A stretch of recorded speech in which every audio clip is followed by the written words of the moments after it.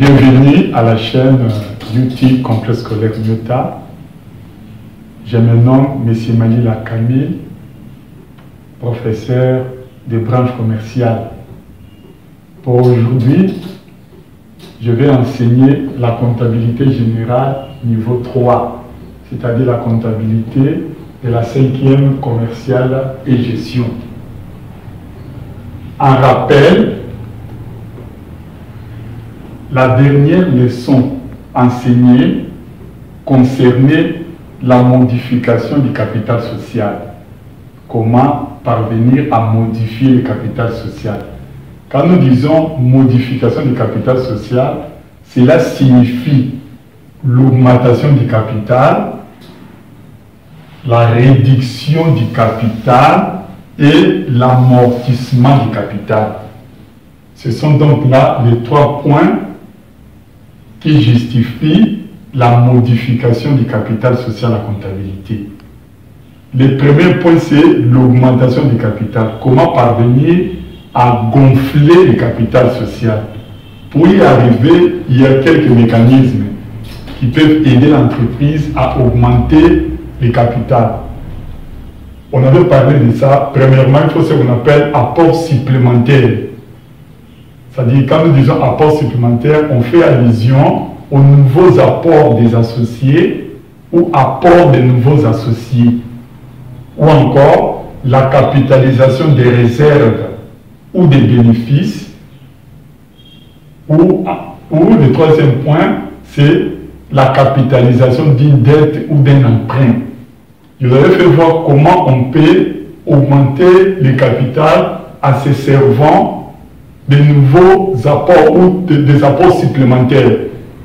Apports supplémentaires, comme je viens de vous le dire, c'est apport de nouveaux associés, c'est-à-dire on fait appel aux nouveaux associés, tout à l'heure demandant d'apporter quelque chose qui vont aider l'entreprise ou la société, l'entité à augmenter le capital social. Ou carrément, on ne peut pas appel aux nouveaux, on demande toujours aux anciens de faire de nouvelles contributions, d'apporter de nouveaux. Là, ça concerne l'augmentation du capital par les apports supplémentaires. Pour aujourd'hui, nous allons parler de la capitalisation d'une dette ou d'un emprunt. C'est-à-dire comment augmenter le capital en se servant d'une dette. Elle consiste à quoi cette capitalisation? C'est-à-dire les créanciers, les messieurs à qui l'entreprise devait quelque chose, c'est-à-dire notre créancier, ce monsieur-là, on lui propose d'annuler sa créance vis-à-vis de la société, et cette créance-là va servir à l'entreprise d'augmenter son capital social, c'est-à-dire la transformation de la dette en capital social. C'est-à-dire les créanciers de la société deviennent automatiquement associés dans cette société. Dans les traitements comptables, c'est trop facile pour enregistrer cette opération. Au niveau de la comptabilité, nous allons tout simplement débiter les comptes 4611. 4611 signifie actionnaire ou associé, apporteur en numéraire.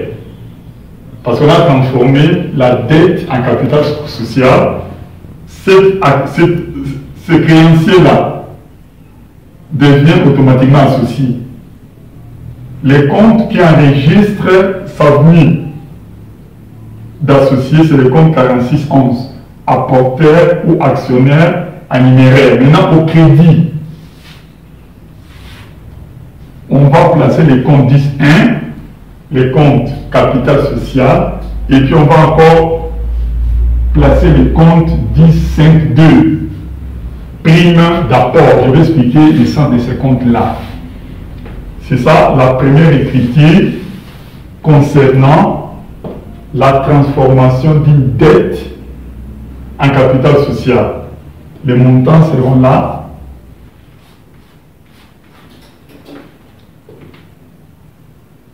Le nouveau compte à expliquer, c'est le compte 1052. La prime Ça, c'est la première écriture. La deuxième écriture concernant les traitements comptables de cette transformation des dettes en capital social. La deuxième écriture a passé. Nous allons débiter le compte 16, emprunt dette assimilée. On peut aussi déterminer le compte 17, dette en location. On peut débiter le compte 41, fournisseur d'exploitation. On peut aussi débiter le compte 48.1, fournisseur d'investissement. Et puis on crédite les comptes 46.11, associés ou apportés en numéraire. On met les différents montants. Ce sont donc là les deux écritures qui enregistrent la capitalisation d'une dette ou d'un emprunt en capital social. C'est-à-dire, on se sert de la dette pour augmenter le capital social. J'avais promis d'insister sur le compte 10.5D, la prime d'apport, le compte ici, qui apparaît à la première écriture. À la première écriture de notre traitement comptable. Le compte 10.5D, la prime d'apport. C'est-à-dire quoi? L'augmentation du capital entraîne l'enrichissement de la société. J'avais dit, comme on vient de transformer une dette en capital social, c'est-à-dire les créanciers de la société deviennent actionnaires ou associés, lui, son apport sera calculé à partir de la valeur d'émission. Son apport sera calculé sur la valeur d'émission. Mais pour les anciens associés, leurs apports étaient calculés sur la valeur nominale.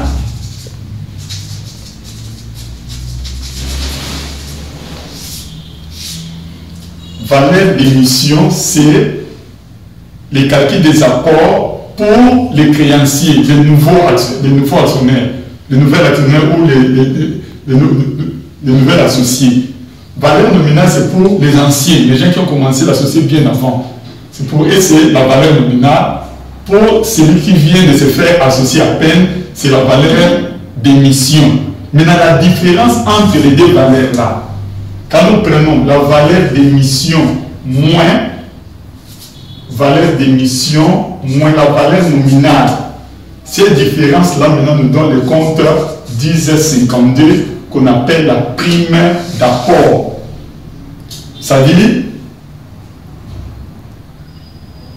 le nouvel associé, les créanciers qui viennent de se faire associer, lui ne doit pas contribuer de la même manière que les anciens.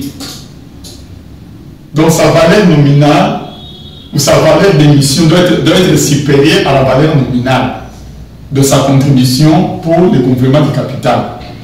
Donc la valeur d'émission, la différence entre cette valeur d'émission et la valeur nominale nous donne maintenant le compte 10.52 qui s'intitule comme la prime d'apport qui se place au crédit de notre première écriture comptable, c'est-à-dire 46.11.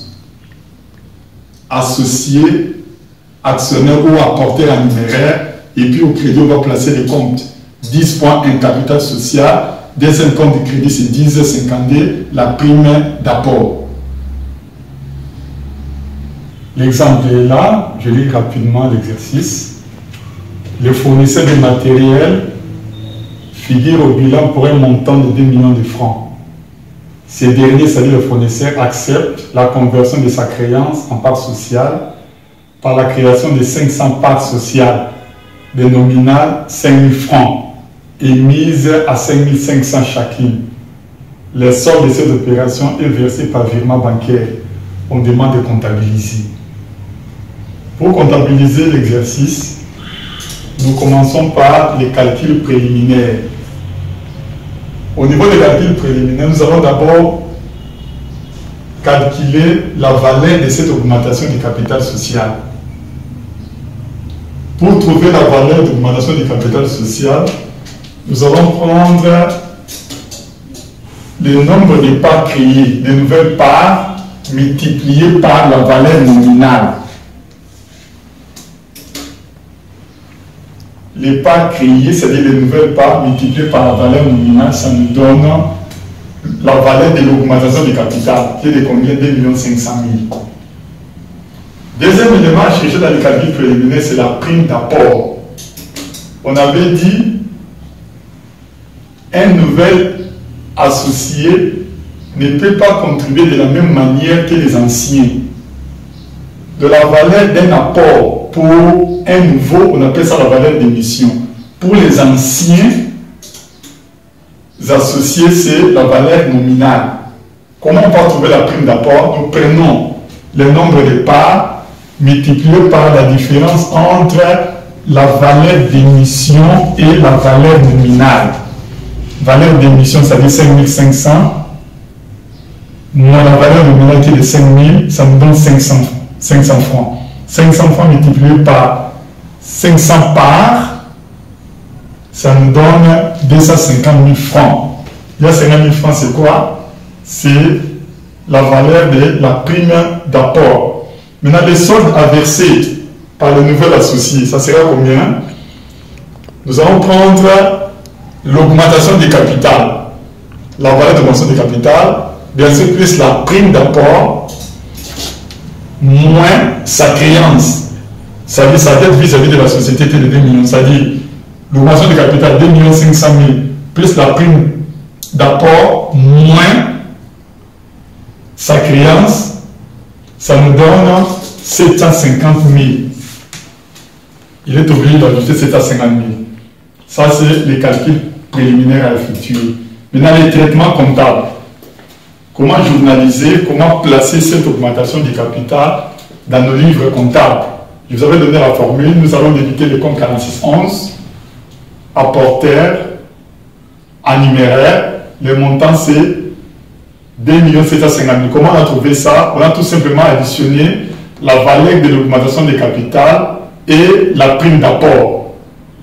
Augmentation du capital qui est de 2 500 000, additionné avec la prime d'apport. Les deux chiffres nous donnent 2 750 000. Le compte 4611 apporteur en numéraire. Explication à fournir pour cette première écriture, c'est la décision d'augmentation du capital. Maintenant, la deuxième écriture du traitement comptable, nous débutons le compte 48.1, fournisseur d'investissement. Sa dette vis-à-vis de la société était de 2 millions de francs dans l'exercice. Le solde qu'il va ajouter, c'est 750 000. Là, on a dit, il a ajouté ça par virement bancaire, c'est-à-dire nous débutons notre compte à banque, 52 banques, pour 750 000 francs, et puis nous créditons son compte d'apport de la première écriture. Nous créditons ça, c'est-à-dire qu'il a réalisé sa promesse de se faire associer, c'est-à-dire on a réussi à convertir sa dette en part sociale. On a réussi à le convertir, lui qui était créancier, en associé. C'est pour ça que nous créditons le compte 4611, apporté en numéraire 2 750 000 francs. On a fini notre leçon. Maintenant, je vous donne un devoir que vous allez bien sûr travailler là où vous êtes à la maison, que je passerai prochainement pour la correction de ces devoirs-là. Merci beaucoup pour la leçon. Nous allons nous retrouver à la séance prochaine. Mais comme vous êtes à la maison, il y a la pandémie qui nous dérange toujours. Pratiquez toujours les gestes barrières pour vous prévenir et bien protéger votre entourage. Merci.